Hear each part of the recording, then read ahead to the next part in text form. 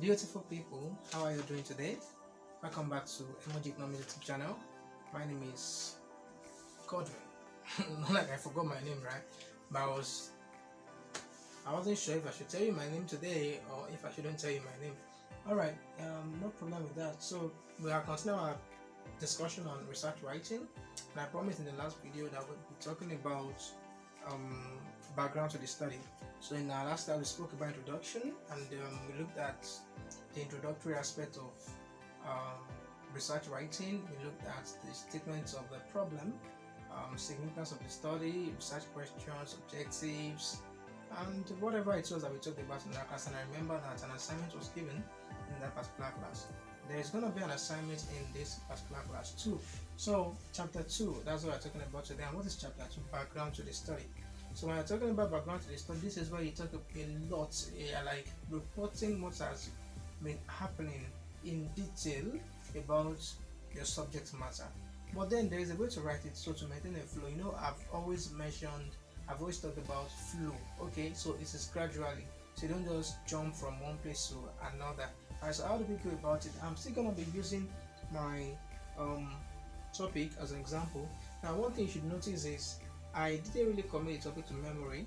So in some of the classes you might have seen effects of inflation on economic growth in Nigeria. Here you are seeing impact of inflation. You already understand that I'm referring to the same things, right? So let's proceed. So when you have a topic like this, how are you supposed to begin? So inflation is what you are, trying to check on economic growth. So inflation is the independent variable, and economic growth is the dependent variable. So it's kind of okay. Let's begin from what inflation really is. All right. So I must state that I must repeat something that I used to say, that whatever it is that I teach you here is not necessarily going to be in the same format if you were to replicate it for a supervisor or something like that. Okay, what you just have to understand is the basic idea guiding research writing. Okay, because you might also be dealing with a topic like this, and some of the things I'll talk about here might be ruled out by a supervisor, and some things might be included. Okay, you just understand how things run, how project writing really works. So here I start with 2.1. This is chapter 2. So the first thing I'm talking about in chapter 2 is inflation. Alright, 2.1. So what am I going to do? Inflation, I define inflation, not my own definition though. How other studies defined inflation. So I just pick one or two from different places. Like I said, there has to be a flow. And I talk about the types. So you have the demand pull inflation, right? We have the cost push inflation. We have hyperinflation, still a kind of inflation. We have stagflation. Alright, where you talk about inflation and unemployment, right? Then what else do we have? So all of those, types of inflation, as you're seeing them, in different journals, in different articles, in different sources. So they'll be citing all of those places where you're seeing them, and there are some that you are the one that you know them, right? So it's not as if you got them from somewhere in particular as you were trying to research. So you might just, you can't really cite everything, So you might just put them. You are not a robot, you are not dumb. So there are some things that alright, that might not be as a result of reading a particular journal at a particular period of time. So you could also include those things. So kind of just inflation, what are various researchers said about inflation, from what you've read. Alright, so when you are done with inflation, then you move into inflation in Nigeria. Okay, so you've looked at different papers. In fact, some might have been impact of inflation on economic growth in China. Okay, and from that you're able to pick some things about inflation, like what people have said about inflation. Some might be about inflation and economic growth in Ghana. Okay, so since this is the topic really, so you might have in different countries. Okay, so from their introduction, you should be able to pick one of them that they said about inflation, add some things, okay, and put all of those stuff together under inflation. So now inflation in Nigeria. So you're now bringing the whole research down. You're narrowing down to how inflation has impacted Nigeria. So that is where you look at journals that are peculiar, okay, to Nigeria in relation to this subject matter. So let's say you have 20 journals or 25 journals, like let's say 11 of them could be impact of inflation on economic growth in Nigeria. It's possible. And let's say, I said 25, right? Let's say 16 of them might be on impact of inflation on economic growth in Nigeria, while others, they are also relevant, although it is not Nigeria. As a country, it might be other countries. So you might have 9 other journals talking about Okay, inflation and economic growth in China, in India, in America, in Brazil, all of those, even in South Africa or Ghana, right? That doesn't make those papers useless. Okay, you can just pick something that is said about inflation in general. Okay, here. But for Nigeria now, so we are now looking at those journals that talk about impact of inflation on Nigeria's economic growth. Okay, so you are being particular about that. So what did they say? So you report those things or some of the things that they said in this particular section. So spoken about inflation, speaking about inflation in Nigeria. Then 2.3 now, policies to fight inflation. So what are the policies that, okay, this might just be policies to fight inflation in Nigeria, okay, or policies that have been used to fight inflation in Nigeria. So here you talk about the history of policies that the Nigerian government has used in at different periods to fight inflation. Okay, what are the monetary policy instruments at one particular time? What was the aim? Okay, what are the fiscal policy instruments at one particular time? What were the aims of those instruments? So at different period of time. Okay, so you talk about them in detail in this particular section. And when you are done with that, so you then move to economic growth. So you can read step by step. So economic growth.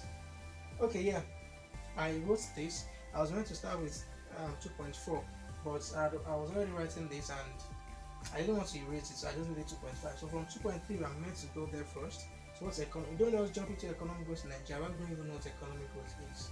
So are you seeing how this stuff is working? So economic growth. Under economic growth, how have different studies defined it? What have they said about the features of economic growth?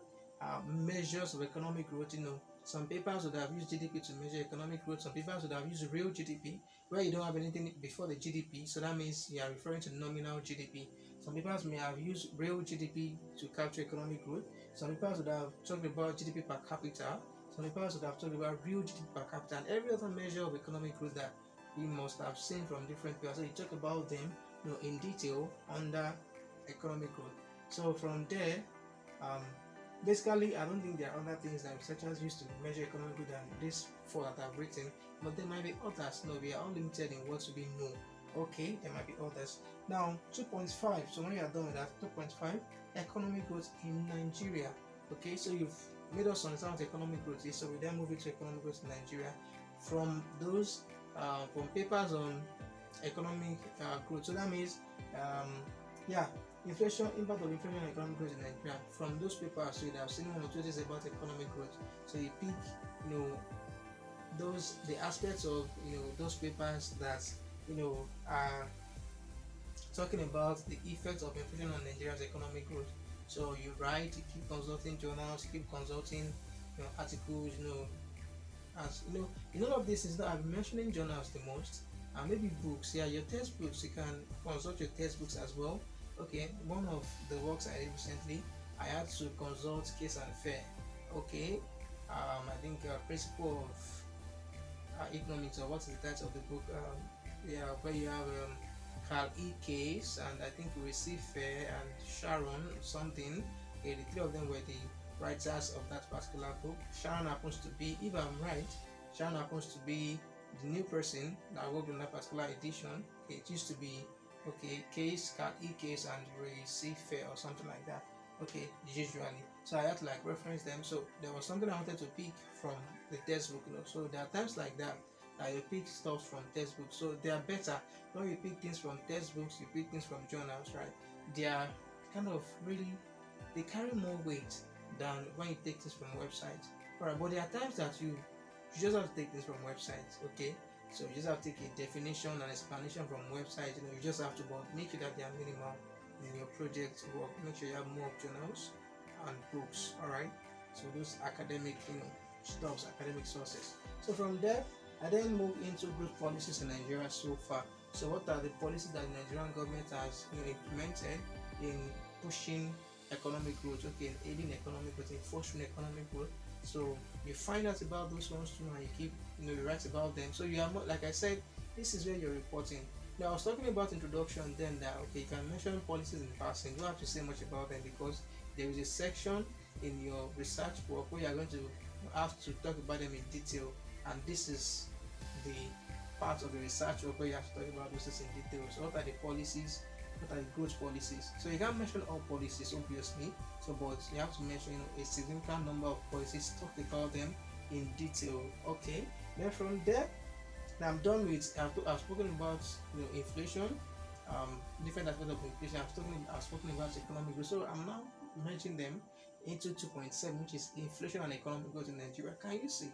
So now, if you are getting to this point, okay, from what I've written before, you've been able to like know about inflation. You've been able to like see what has been happening in the in the area of inflation in Nigeria. You've been able to see growth. So when I bring the two of them together now, they make sense, all right? Because you understand each component, each important component of this whole section. Right, so I'm now bringing them together. So the inflation and economic growth in Nigeria. How has inflation affected Nigeria's economic growth? And you remember that I was talking about that in chapter 1 under problem statement. Okay, so those things in the problem statement, you bring them here, you elaborate. Okay, so it might be some of those things, right? Then there are other things that you might want to add from other places, so you add them here, so you elaborate. Inflation and economic growth in Nigeria, how has inflation at different period of time, this and that, and so on and so forth. So for me, I'm stopping here. All right, so your supervisor may look at it and be like, I think you should talk about this. I think you should talk about this. 2.5, I think you should cancel it. I don't want it. Maybe you should replace it with this. So anything happens, anything goes. Just make sure that you're in close contact with your supervisor. That is why your supervisor is there for guidance. Okay. Alright, so we then move to 2.8, which is trend analysis. Now, what is trend analysis about? Trend analysis is just a history, okay, is reporting the history of a particular variable's performance, okay, over a period of time. So reporting it's a graphical illustration, okay, of a variable's performance over a period of time. So when we're talking about trend analysis, we are talking about graph, we're talking about data. So you can do two things. If you're lucky enough, you could get graphs from some important sources on economic growth and inflation. So you could just copy them and paste them. So when you do that, when you copy from a respectable source and paste, you have to include the source. Okay, what is the source of this graph? It is World Bank data. So source World Bank, right? Then you have to describe that graph. Now, when I mean describe, we talk about the graph. So we can say that from the graph, generally, economic growth is, let me see, let me just make this like this. Generally, economic growth is, rising in Nigeria, okay, but it fell, okay. Economic growth was at its lowest in this place. So you look at it here, maybe this is 2010. Economic growth was at its lowest in 2010. There were also other low periods of economic growth or economic contraction, kind of. Okay, and here, and you call them troughs. It's like a business cycle. So just talk about your graph, and do the same thing for inflation. Okay, so you have a graph, inflation on the vertical axis, yes, then the year on the horizontal axis. So look at the way inflation has been performing. So you talk about the source of the graph. Where did you copy the graph from? And you describe, the graph.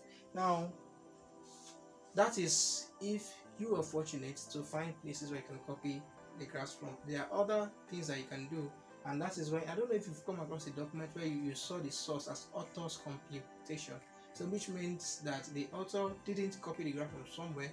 The author kind of developed the graph from a data set, from a credible data source. So now someone can just check inflation values on WDI, okay, and or maybe on National Bureau of Statistics, check them and then plot them against years. You just do all of those things on Excel and then take them, copy them and paste them here. Okay, so then you have a graph. So in that case, you can say source was author's computation, where the data was derived from World Bank. Alright, so that's how it goes. And maybe you don't have inflation data, but you have CPI data. So you can just make a formula.